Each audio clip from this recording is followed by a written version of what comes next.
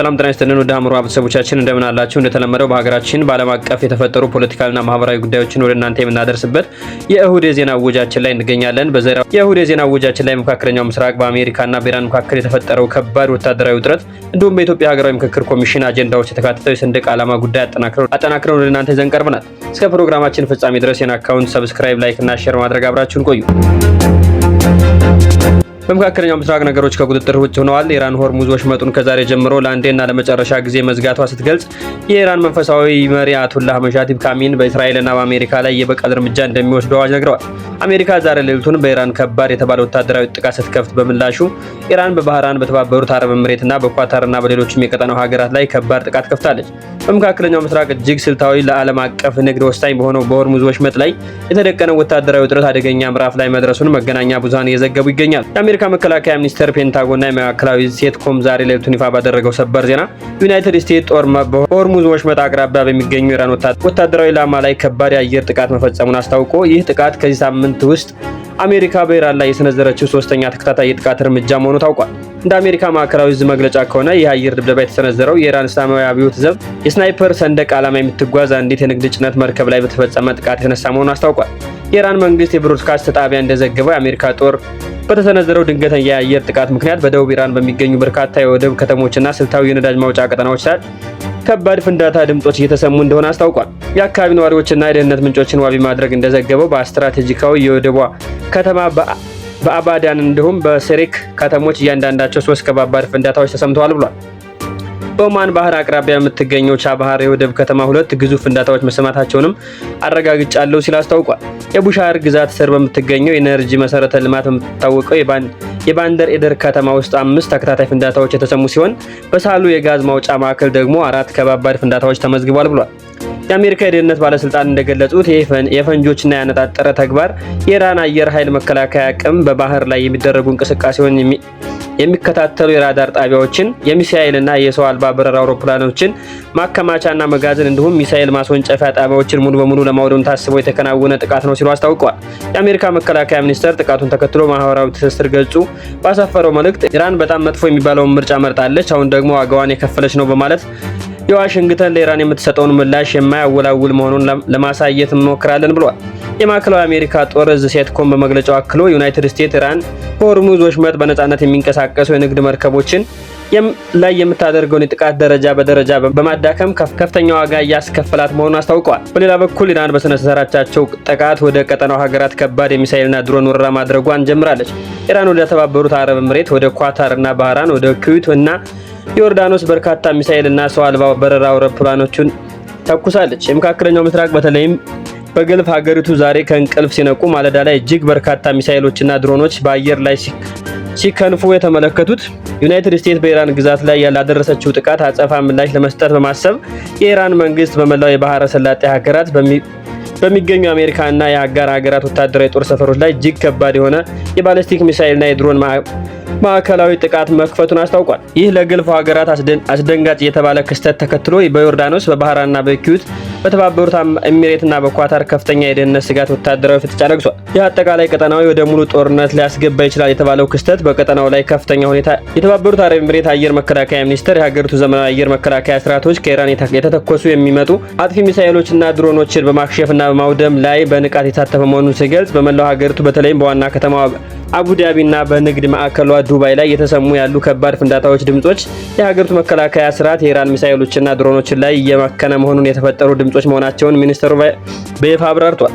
ወደ ዮርዳኖስ እናልፍ። ኢራን እጅግ አደገኛ የሆነ ወታደራዊ እርምጃ ወስዳባታለች። የተገኙ መረጃዎች እንደሚያመለክቱት ኢራን በአሜሪካ የጦር ኃይል ዘመናዊ የኤፍ 35 የጦር አውሮፕላን ይገኙበታል ተብሎ የሚታመነው የሙያ ሳሊት የአየር ኃይል ክልል ሰፈር ላይ 12 ባሊስቲክ ሚሳኤሎች ተኩሳለች። ከመጀመሪያ ደረጃ ሪፖርቶች መረጃ እንደተቻለው እነዚህ ሚሳኤሎች ውስጥ ቢያንስ 3 ኢላማዎች የመቱ መሆኑን ሲነገር ይህንንም ተከትሎ የዮርዳኖስ አየር መከላከያ ስርዓት በአስቸኳይ ወደ ስራ እንዲገባም ተደርጓል ተብሏል። የኢራን አጸፋ ጥቃት ማዕበል በባህራን ኩዌት የኢራን አጸፋ ጥቃት ማዕበሉ በባህራንና ኩዌት እስካሁን አለመድረሳቸውና ባህራን አስደንጋጭ የአየር ጥቃት ማስጠንቀቂያ ሳይሮችን ከማለዳ ጀምሮ መሰማታቸው ቀጥለዋል የተባለው የባህራን የሀገር ውስጥ ጉዳይ ሚኒስቴር ባወጣው አስቸኳይ መግለጫ የአየር ላይ ጥቃት ማስጠንቀቂያ ሳይሮች ስራ መጀመራቸውን አረጋግጧል። ዜጎች በሀገሪቱ የሚኖሩ ውጭ ሀገር ነዋሪዎች በሙሉ መረጋጋት እንዲመርጡና በአቅራቢያው ወደሚገኘው አስተማማኝ የፈንጅ መከላከያ ውስጥ እንዲገቡ አስቸኳይ ትዕዛዝ ሰጥቷል። በዚህ ጉዳይ ላይ የፋርስ የዜና ወኪል ባወጣው ሰበር መረጃ እንዳለው ከሆነ በአሜሪካ ወታደራዊ ተቋም አቅራቢያ ከባድ ፍንዳታዎች እየደረሱ መሆናቸውን ገልጾ ሁላቸውም በመካከለኛው ምስራቅ የምትገኙ ነዋሪዎች ከአሜሪካ የጦር ሰፈሮች ራሳቸውን አርቁ ሲል መክሯል። በተመሳሳይ መልኩ በኩዌት ግዛት ውስጥ የኢራን ሚሳኤሎች በቀጠናው የሚገኙ ስትራቴጂካዊ ወታደራዊ ጣቢያዎች ላይ ኢላማ በማድረግ ምክንያት በርካታ የፍንዳታ ድምጾች መሰማታቸው ተዘግቧል። ይህ አውዳሚ ወታደራዊ እርምጃ ቀጠናውን እያመሰ ባለበት በአሁኑ ሰዓት ኳታር በከፍተኛ ጥንቃቄ ወርቃለች። የኳታር የሀገር ውስጥ ጉዳይ ሚኒስቴር የሀገሪቱ ደህንነት ስጋት ደረጃ ወደ ከፍተኛ ደረጃ ከፍ ማለቱን አስታውቆ ሚኒስቴሩ ባወጣው ጥብቅ መመሪያ ሁሉም የኳታር ነዋሪዎች በቤታቸው ተቀምጠው ውጡ የሚል መልእክት እስኪደርስ ድረስ ባሉበት እንዳይወጡ ብሏል። ህዝቡ የደህንነት መረጃዎችን ያለምንም ማንገራገር እንዲከተል እጅግ አሳሳቢ የሆነ መረጃዎችን አውጥቷል። ከዚህ ጋር በተያያዘ በኳታር ግዛት ውስጥ የመጀመሪያ ደረጃ የፍንዳታ ድምጾች መሰማታቸውን የሚጠቁሙ ሪፖርቶች ማለዳውን መውጣታቸው ቀጥለዋል። ይህ አዲስ ሁሉን አቀፍ የሆነ ወታደራዊ ግጭት ዛሬ ሌሊቱን የተቀሰቀሰው ኢራን ምሽቱን በሆርሙዝ ወሽመጥ ለአንዴና ለመጨረሻ ጊዜ መዝጋቷን ካወጀች በኋላ ነው። የፕሬዝዳንት ዶናልድ ትራምፕ አስተዳደር አሜሪካ ወታደራዊ እርምጃ እንድታቆም እንደ ዋና ቅድመ ሁኔታ ያስቀመጡት ኢራን በሆርሙዝ ወሽመጥ ለሚያልፉ መርከቦች ሁሉ አስተማማኝና ሰላማዊ መተላለፊያ በይፋዊ ዋስትና እንድትሰጥ ከጠየቁ በኋላ ነበር። ሆኖም ግን ኢራን እስላማዊ አብዮታዊ ዘብ ይህንን የትራምፕ ጥያቄ ውድቅ በማድረግ ከአሁን ሰዓት ጀምሮ የሆርሙዝ ወሽመጥ ዝግ ነው በማለት ካወጀ በኋላ የሳይፐር ሰንደቅ ዓላማ የምታውለበልብ አንዲት የኮንቴነር ጭነት የያዘች መርከብ በሆርሙዝ ወሽመጥ ላይ ታየች። በዚህም ጊዜ የኢራን ትዕዛዝ ንቃለች በሚል የኢራን መከላከያ ኃይል በመርከቧ ላይ እርምጃ ወስዷል። በጥቃቱም ምክንያት በመርከቧ የሞተር ክፍል ላይ ከባድ እሳት የተነሳ ሲሆን መርከቧ ጉዞዋን ለመቀጠል አቅቷት በባህሩ ላይ ተነዳለች። መርከቧ ሰራተኞችም የደህንነት ሁኔታውን ለማወቅ አልተቻለም ሲባል መረጃዎች ሲወጡ ይገኛሉ። በጉዳዩ ላይ አስቸኳይ መግለጫ ያወጣው የኢራን መከላከያ ኃይል መርከቧ የአሜሪካ ተጽዕኖ የተፈጠረውን ያልተፈቀደ መስመር የተባለውን ኮሪደር እንዳትጠቀም በተደጋጋሚ ከኢራን ኃይሎች ማስጠንቀቂያ ተሰጥቷት እንደነበርና መስመሯን ላለመቀየር ፈቃደኛ ባለመሆኗ የማስጠንቀቂያ ተኩሱ እንደተከፈተባት አረጋግጧል። ይሁን እንጂ አብዮታዊ ዘቡ የሆርሙዝ ወሽመጥን ለአንድና ለመጨረሻ ጊዜ በመዝጋቱ ተዋውጆ ነበር። ትዕዛዙን የናቁ ማናቸውም መርከቦች ተመሳሳይ ጥቃት ይደርስባቸዋል ሲልም ዝቷል። የአሜሪካ ኃይሎች ከቀጠናው ላይ እስኪወጡ ድረስ ከዛሬ ጀምሮ እስከ መጨረሻው የሆርሙዝ ወሽመጥ ተዘግቶ ይቆያል ሲል በአዋጁ አካቶታል። የኦማን መንግስት በኦማን ዋና መዲና በሞስካት የተደረገው የቅዳሜ ዕለት ውይይት ላይ በሆርሙዝ ወሽመጥ የሚገኙት ሁለት የባህር ማዶ የንግድ መስመሮች ሙሉ በሙሉ ክፍት ለማድረግ የሚያስችል የሰላም ሀሳብ አቅርቦ የነበረ ቢሆንም በዚህ የኦማን እቅድ መሰረት በኦማን የግዛት ውሃ ውስጥ የሚያልፈው የደቡባዊ የባህር መስመር ያለምንም ቅድመ ሁኔታ እና ያለምንም ቅድመ ፍቃድ ክፍት እንዲሆን ከጦርነት በፊት የነበረው ዓለም አቀፍ የባህር ሕግ እንዲከበር የሚጠይቅ ነበር። በጥቃቱ የተመታችው የንግድ መርከብ የተጓዘች የነበረው ኦማን ያለምንም ገደብ ክፍት እንዲሆን በጠየቀችበት ቦታ ላይ እንደነበር ተዘግቧል። የኢራን የውጭ ጉዳይ ሚኒስትር ቃል አቀባይ አማካሪ የሆኑት አሊ ሳፈር ለጋዜጠኞች በሰጡት ቃለ መጠይቅ አሜሪካ ዛሬ ሌሊቱን በኢራን ላይ የሰነዘረችው ጥቃት ያለ ምላሽ አይቀርም ሲሉ ዋሽንግተን ባለፈው ሰኔ 16 የተፈረመውን መግባቢያ ስምምነት መጣሷን አስታውቋል። በኢራን ላይ መተኮስ ከተጀመረ ሶስተኛ ዙር መሆኑ ተገልጾ ኢራንም እጇን አጣጥፋ እንደማትቀመጥና የቀጠናውን ሀገራት ሙሉ በሙሉ ማመሷን እንደምትቀጥል አስታውቀዋል። በአሜሪካ የግፊት የተፈጠረው ደቡባዊ ባህር መጓጓዣ መስመር የስምምነት አፈጻጸም የሚያደናቅፍና ከፍተኛ የደህንነት ስጋት የደቀነ ነው ብለዋል። መርከቦቹ የብሔራዊ ደህንነት መቆጣጠሪያ አሰሳ መሰረታቸውን አጥፍተው በዚህ መስመር እንዳያልፉ ማድረግ ኃላፊነት የጎደለው ተግባር መሆኑንም አሳስበዋል። ይህ በእንዲህ እንዳለ የኢራን አዲሱ መንፈሳዊ መሪ አያቶላህ ሙጃሂብ ካሚኒ በእስራኤልና በአሜሪካ ላይ በቀል አውጀዋል። የአሜሪካ ፕሬዝዳንት ትራምፕ 1000 ሚሳኤሎች ኢራን ላይ ደቀናል ሲሉም ለአያቶላህ ሙጃሂብ ካሚኒ ምላሽ ሰጥተዋል። የኢራን ከፍተኛ መንፈሳዊ መሪ አያቶላህ ካሚኒ በተገደሉበት ጥቃት ራሳቸውን በጽኑ ቆስለው የነበሩት ከዚህ ጊዜ ጀምሮ ይህንን ዘገባ እስክናጠናቀርበት ድረስ በአደባባይ ታይተው የማይታወቁት አያቶላህ ካሚኒ ልጃቸው አያቶላህ ሙጃሂብ ካሚኒ በአባታቸው ግድያ ለመበቀል ቃል ገብተዋል። ለመጀመሪያ ጊዜ ትናንትና ምሽት ባደረጉት ንግግር ለአንድ ሳምንት በፈጀው የአሊ ካሚኒ የቀብር ስነ ስርዓት ላይ የኢራን ሕዝብ ለፕሬዝዳንት ዶናልድ ትራምፕ ሞት ይሁን እያለ በከፍተኛ ድምጽ ሲጮህ እንደነበር ያስታውሰው አልጀዚራ ዘገባ አዲሱ መንፈሳዊ መሪ ሙጃሂብ ካሚኒ በቴሌግራም ገጻቸው ባስተላለፉት ይፋዊ መልእክት ወንጀለኞቹና ክብር የሌላቸው ጉዳዮችን ለፍርድ በማቅረብ የአባቴን ንጹህ ደምና ለነዚህ ሁሉ ጦርነቶች የሞቱትን ኢራናውያን ሰማዕታት ደም በእርግጠኝነት እንበቀላለን ሲሉ ያጸፋ ምላሽ እንደሚሰጡ አስታውቀዋል። አክለውም ይህን በቀጠና የምንወስደው የበቀል እርምጃ የህዝብ ብቸኛ ፍላጎት ነው፣ በእርግጥም ይፈጸማል። ስማቸውም ከላይ እስከታይ የሚታወቀው ከነዚህ ወንጀለኞች በአገልጋዮች ላይ በሰላም የሞቱ ምኞቶች ይዘው ወደ መቃብር ይወርዳሉ ሲልም አስታውቋል። ይህ በቀል በኔ መኖር ወይም በማንኛውም ሌላ ባለስልጣን መኖር ላይ የተመሰረተ እንዳልሆነ ሊያውቁ እንደሚገባና እየሞትንም ቢሆን እንበቀላቸዋለን ብለዋል። በቅርቡ በእስራኤል መተማመኛ የደህንነት መረጃ እንደሚጠቁሙት የኢራን ከፍተኛ ባለስልጣናት ዶናልድ ትራምፕን የመግደል እቅድ ላይ ሚስጥር ሲመክሩ እንደነበር ለአሜሪካ ማጋራታቸው የአሜሪካና የእስራኤል ባለስልጣናት ገልጸዋል።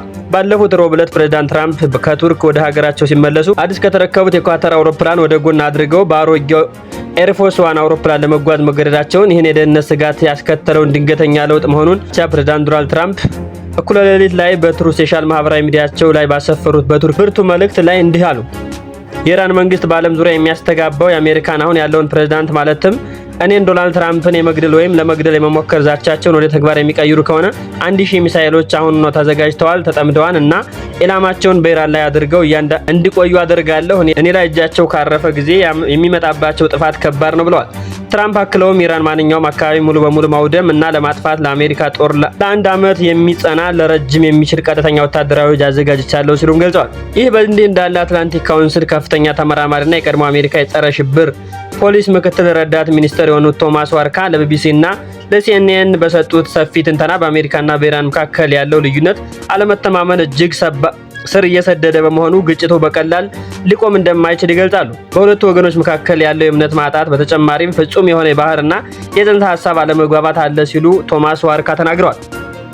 ሁለቱ ወገኖችም ነገር የሚረዱበትና ቅድሚያ የሚሰጡት ጉዳይ እጅግ የተለያዩ ናቸው ያሉት ተንታኙ፣ ይህ ደግሞ በመካከለኛው ምስራቅ የሚደረገው የሽምግልና ጥረት እጅግ አስቸጋሪ አድርጎታል ብሏል። ሀገሪቱ ልዩነታቸውን በሰላማዊ መንገድ ከመፍታት ይልቅ በጦርነት መፍታት እንዲመርጡ ገፋፍቷቸዋል ብሏል። ዋርክ እንደሚሉት ከሆነ ኢራን ላይ የሚሰነዘሩት ማናቸውን መጠነ ሰፊ ከተማ ውስጥ ጥቃት ወይም የኢራን የባህር ሰላጤው ሀገራት ላይ የምታደርጋቸው ፈጣን አጸፋ እርምጃ በአሁኑ ሰዓት ወዲያውኑ ላይከሰቱ የሚችሉ ይመስላል እንጂ ግጭቱ አዲስ አይነት የቀዘቀዘ ጦርነት መልክ እየያዘ እየቀጠለ መሆኑን ይጠቁማሉ። ይህንን በምሳሌ ሲያስረዱ አሜሪካ ሐሙስ፣ ሮብ እና ቅዳሜ ጥቃቶች ስትሰነዝር ትራምፕ ዛሬ ወደ አመሻሹን ወደ ነገ ሰኞ ሰላምን ለማውረድ እና ገበያውን ለመቆጣጠር አጭር መግለጫ ሊያወጡ ይችላሉ። ኢራኖች እየለመኑኝ ነው ብለው በመቀጠልም ደግሞ ማክሰኞና ሮቡ ቢልና በድጋሚ ሳምንት ሲያልቅ ግጭቱ ዳግም ያገረሻል ብለዋል።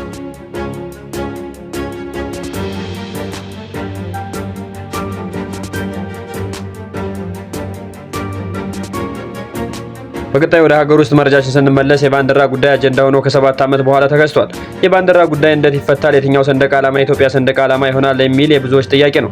ጠቅላይ ሚኒስትር አብይ አህመድ ከዚህ ቀደም ባንዲራን በተመለከተ ማብራሪያ ሲሰጡ የባንዲራ መቀየር ጉዳይ የኢትዮጵያ ሕዝብ የሚፈልገው ከሆነ ህገ መንግስታዊ በሆነ መንገድ ተወያይቶ ተመካክሮ ድምጽ ሰጥቶ ሊቀየር የሚችል መሆኑና በጣም ቀላል ጉዳይ እንደሆነ ገልጸው ነበር። በጉልበት ካልሆነ በውይይት አይቀየርም ብሎ የሚያስብ ሰው ተሸናፊ እንደሆነ ጠቅላይ ሚኒስትር አብይ አሳስበው ነበር። በአሁኑ ሰዓት በሀገራዊ ምክክር ኮሚሽን አጀንዳ ካደረጋቸው ጉዳዮች መካከል ይህ የሰንደቅ ዓላማ ጉዳይ ነው። የኢትዮጵያ ሀገራዊ ምክክር ኮሚሽን ለሚካሄደው ዋነኛው ሀገራዊ ጉባኤ 8 አበይት አጀንዳዎችን ለህዝብ ይፋ አድርጓል። ከነዚህ ውስጥ የሰንደቅ ዓላማ ጉዳይ ይገኝበታል። የባንዲራ ጉዳይ አሁንም አነጋጋሪ ሆኖ ቀጥሏል። የዘንድሮ የባንዲራ ወይም የሰንደቅ ዓላማ ጉዳይ ይለይለታል እየተባለም ነው። ብዙዎች ስለ ሰንደቅ ዓላማ ለሀገራዊ ምክክር ኮሚሽን ጥብቅ መልእክትና ደብዳቤ እየጻፉ ይገኛሉ። ሰንደቅ ዓላማ እንዳይቀየር እያሉም ነው። ጠቅላይ ሚኒስትር አብይ አህመድ ደግሞ ህዝብ ከተስማማበት ሰንደቅ ዓላማ ቢቀየር ምን ችግር አለው የሚል አቋም አላቸው። መላኩ ሙሉዓለም በአንድ ወቅት በኢትዮጵያ ሰንደቅ ዓላማ አርማ ላይ ከባድ ግጭት መቀስቀሱን ተከትሎ ከምንጋጭ የኢትዮጵያ ሰንደቅ ዓላማ ላይ የኢትዮጵያ ካርታ ቢኖር መልካም ነው የሚል ሀሳብ አምጥተው የነበረ ቢሆን ከ7 ዓመት በፊት የኢትዮጵያ ሰንደቅ ዓላማ ላይ አርማ ምን ይሁን በሚል አለመግባባት ተፈጥሮ የነበረ ቢሆንም ግማሹ ልሙጡ ባንዲራ ይሁን የሚል ጥያቄ አቅርቦ ግማሹ ደግሞ ባንዲራው ላይ አሁንም ያለው የኮከብ ምልክት ይሁን የሚል ጥያቄ አቅርቧል። ግማሹ ደግሞ የአባገዳ ምልክት ይኖርበት የሚል ጥያቄ አቅርቦ ግማሹ በመሃል ላይ የግመል ይኖርበት የሚልም ጥያቄ ተስተናግዶ እንደነበር የሚታወቅ ነው። አንዳንዱ ደግሞ ጋሻ ይኑሮ የኢትዮጵያ የጀግንነት መገለጫ በመሆኑ የሚል ጥያቄ ቀርቦ እንደነበርም ተዘግቧል። መላኩ ሙሉዓለም ለኢትዮጵያ ሀገራዊ ምክክር ኮሚሽን ግልጽ ደብዳቤ ጽፏል። ይህ ደብዳቤ ለመጻፍ ያነሳሳኝ የኢትዮጵያ ውስጥ የባንዲራ ቀለማትና ለመግባባት ስላለ ጥያቄው ለብሔራዊ ውይይት ውሳኔ ሊቀርብ ይችላል የሚል መረጃ ሰምቼ ነው ሲል አስነብቧል። መላኩ ሀሳቡን ሲቀጥል ሀገራዊ ምክክር ኮሚሽኑ 8 አጀንዳዎች ያሉት መሆኑን እና አንዱ አጀንዳ የሀገር ግንባታ የሚልና ከስሩ ደግሞ የጋራ ሀገር ማንነቶች እሴቶች የሚል እንዳለ ሰማሁኝ አለ። የጋራ ሀገራዊ ማንነት ውስጥ አንዱ የባንዲራ ሊሆን ይችላል ብዬ ገመትኩ ሲል የባንዲራው ስለ ሰንደቅ ዓላማ የሚለው አለኝ ይላል መላኩ ሙሉዓለም። መላኩ ሰንደቅ ዓላማን በሚመለከት ባሰፈረው ሰፊ ጽሑፍ ላይ ብሔራዊ ሰንደቅ ዓላማ ትውስታችን፣ መስዋዕትነታችን፣ ድላችን፣ ምኞታችን የተሸከመ ምልክታችን መሆኑን ገልጾ አንዳንድ ሰንደቅ ዓላማ በቀይ ግዛት መንግስታት ይፈጠራሉ። የኢትዮጵያ ሰንደቅ ዓላማ ግን ከውጭ የተቀዳ ዲዛይን አልነበረም። ሰንደቅ ዓላማው ከብዙ የነጻነት ንቅናቄ በፊት የነበረ ሲሆን በነጻነት አህጉራዊ ማዕበል ከመሆኑ ቀደምት ከእናትና ጋር የተያያዘ ነው ብሏል። ይህ ባንዲራ ቀይ ግዛት ከተገዳደሩት ምልክቶች አንዱ ነው። የኢትዮጵያ ባለ 3 ቀለማት ሰንደቅ ዓላማ ፋይዳ ከድንበሯና ሉዓላዊነቷ መገለጫዋ ባሻገር ይዘልቃል ብሏል። ኢትዮጵያ ቀይ ለመገዛት የመጣውን የጣሊያን ጦር አሸንፋ ባባረረችበት የመጀመሪያ ደረጃ ጥቁር በነጭ ላይ የበላይነቱን ያሳየበትና ለካስ በመስዋዕትነት ሀገርና ሕዝብን ለማስከበር ይቻላል በሚል ሌሎች አፍሪካዊ ተምሳሌት አድርገዋት ነጻነቷን ያገኘበት በመሆኑ ለኢትዮጵያውያን ለባንዲራው ያላቸው ፍቅር እጅግ የሚደነቅ ነው ብሏል። የኢትዮጵያ ባንዲራ የቀይ ግዛት የበላይነት ዘላለማዊ እንዳልሆነና የአፍሪካውኛ የቀይ ግዛት ማሸነፍ እንደሚችል የማረጋገጥ የአፍሪካ ስነ ልቦና ገጽታ የለወጠ ድልን ይወክላል ሲል ተደምጧል። የአፍሪካ የነጻነት ንቅናቄ ወቅትም በርካታ አዲስ ነጣ የወጡ ሀገራት የነጻነት ከአንድነትና ከአፍሪካ ማንነት ጋር በተያያዘ የኢትዮጵያን ሰንደቅ ዓላማ ቀለማትን መርጠው ወስደዋል ብሏል። ሀገሪቱ ብቻ ሳይሆኑ አጠቃላይ የአፍሪካ የጸረ ቀኝ ግዛት የትግል የቀረጸው የእናንተ የነጻነትና የክብር ጉዞ የወከለው አረንጓዴ፣ ቢጫ፣ ቀይ ቀለማት ቅርጹን ያሰላለፍ ቅደም ተከተልን በመቀየር 3 ቀለማትን በርካታ የአፍሪካ ሀገራት ባንዲራ እንዲሆን ተደርጓል ብሏል። መላኩ ሙሉዓለም በኢትዮጵያ ሰንደቅ ዓላማ ብዙ ጠቀሜታ እንዳለው ካስረዱ በኋላ ሰንደቅ ዓላማው ባህላዊና መንፈሳዊ ጠቀሜታዎችም እንዳሉት አስታውቋል። በኢትዮጵያ አንድ ትልቅ ሃይማኖት የሰንደቅ ዓላማ ቀለማትን አካቶ ምልክቱን በመንፈሳዊ መገለጫ ውስጥ አስቀምጦታል። በሰርጎችና በብሔራዊ ዘመቻዎች ወቅት ባንዲራ ይሰቀላል። ስለዚህ ለብዙ ዜጎች ባለ 3 ቀለም ብሔራዊ ማንነት ብቻ ሳይሆን መንፈሳዊና ባህላዊ ትስስር ይወክላል እንደማለት መሆኑንም አስታውቋል። መላኩ ያሰመረበት ጉዳይ በርካታ የአፍሪካ ሀገራት የኢትዮጵያን ሰንደቅ ዓላማ ሞዴል በማድረግ የራሳቸው ባንዲራ ተጠቅመዋል። ለምሳሌ ጋና፣ ሴኔጋል እና ማሊ የመሳሰሉት ሀገራት ከኢትዮጵያ ሰንደቅ ዓላማ ጋር በቅርቡ የተያያዙ እንደሆኑ ተናግሯል። ይህ ሆኖ በኢትዮጵያ ቅኝ አለመገዛትና የአይበገሬነት ምክንያት እንደሆነ ገልጾ በነገራችን ላይ አንዳንድ የቀድሞ ቅኝ ግዛት ኃይሎች የኢትዮጵያ ባለ 3 ቀለማት ሰንደቅ ዓላማ መወገድ በደስታ እንደሚቀበሉት መገመት ቀላል ነው ብሏል። የሽንፈታቸውን አሻራ ሲፋግ ጮቤ ነው የሚረግጡት። ምክንያቱም ደግሞ የሰንደቅ ዓላማ ዲዛይን ብቻ ሳይሆን ከሱ ጋር የተያያዘ ታሪክ ጭምር ነው የሚጠፋው ሲል አስታውቋል። ሰንደቅ ዓላማ የተቀየረ ማለትና ጣሊያን ተደሰቱ ማለት ነው። አንድ ሀገር ባህሉን ታሪኩንና ቅርሱን ሳይቶ ዘመናዊ መሆንም እንደሚቻል አስታውቋል። ህዝቡ ከታሪኩ ጋር የሚገናኙ ምስሎች እየጠበቀ ተቋማትን ማሻሻል፣ ኢኮኖሚ ማሳደግና ዲሞክራሲ ማጠናከር ይችላል። በአሁኑ ትውልድ ትልቅ ኃላፊነት የተሻለ ወደፊትም መፍጠር ብቻ ሳይሆን ካለፈው ዘመን የተገኘበት ጠቃሚ ትምህርቶችን መጠበቅ ጭምር ነው ብሏል። ባንዲራው ያለፈው ትውልድ አሁንም ያለው ትውልድና የሚወለደው አዲስ ትውልድ የሚያስተሳስር ክር መሆኑንም ጭምር አስታውቋል። እንደ ሀገር ሉዓላዊነት አስከባሪ በቀጣይ የተጓዘ መሄድና ማሳያ ባንዲራውን ጠብቆ ማቆየት ግድ ነው ሲል ያትታል። አንዳንድ የታሪክ መረጃዎች እንደሚያሳዩት የኢትዮጵያ ባንዲራ ከክርስቶስ ልደት በፊት በቀዳማዊ ምኒልክ ዘመነ መንግስት እንደተጀመረ ይናገራል። በታሪክ በተለያዩ ሀገራት መሪዎች ሲመረጡ አረንጓዴ፣ ቢጫ፣ ቀይ ቀለማትን ያሉትን ባንዲራ እንዳለ በመውሰድ መሃሉ ላይ ብቻ አርማ ይጨምራሉ ብሏል። አጼ ምኒልክ በመሃል ላይ ስማቸው የመጀመሪያ ፊደል የሆነችውን ምን የሚል ፊደል በ3ቱ ቀለማት ባንዲራ መሃል ላይ አድርገው እንደነበር ጠቅሶ አጼ ኃይለ ሥላሴ ባንዲራ ላይ የአንበሳ ምልክት በ3 መሃል ላይ አድርገው ነበር ብሏል።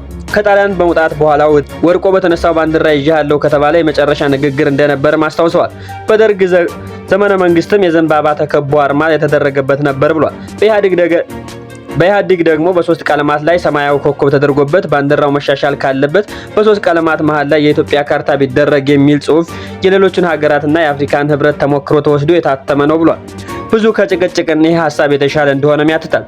የአፍሪካ ኩራት የሆነው ይህ 3 ቀለም እንዳይለወጥ ለማድረግ በማሰብ ከላይ የገለጽኩትን ምልክት የኢትዮጵያ የአፍሪካ ኩራት የሆነውን ባንዲራ እንዳትቀይሩ ለአያት ለልጅ ልጅና ለልጆች እንደሚመክር ቀና ምክር ለኢትዮጵያና ለኢትዮጵያውያን መስጠት እፈልጋለሁ ሲል መላኩ ሙሉዓለም ሀሳቡን አጠቃሏል። በእርግጥም የኢትዮጵያ ሰንደቅ ዓላማ ብዙ ታሪክ አለው። በአፍሪካ ህብረት አዲስ አበባ ከተማ ላይ እንድመሰረት ዋና አስተዋጽኦ አድርጓል። ከቀይ ግዛት በኋላም ከ10 በላይ ሀገራት ከኢትዮጵያ ሰንደቅ ዓላማ ጋር ተቀራራቢ ቀለም ያለው ሰንደቅ ዓላማ ወስደው እንደሚጠቀሙ የሚታወቅ ነው። ሀገራዊ ምክክር ኮሚሽኑ በሰንደቅ ዓላማ ጉዳይ ላይ በሰሞኑን ውሳኔ የሚያሳልፍ ይሆናል። እናንተስ በሰንደቅ ዓላማ ጉዳይ ላይ ምን ትላላችሁ? ሀሳብ አስተያየታችሁን ኮሜንት ላይ አስቀምጡልኝ። ውድ ሀመርሃ ቤተሰቦቻችን ዛሬ ያዝሁላችሁ መረጃዎች እነዚህን ይመስሉ ነበር። በቀጣይ አዳዲስ መረጃዎች ሲለቀቁ ቀድመው ወደ እናንተ እንደርሱ ይህን አካውንት ሰብስክራይብ፣ ላይክ እና ሼር ማድረግ አትርሱ።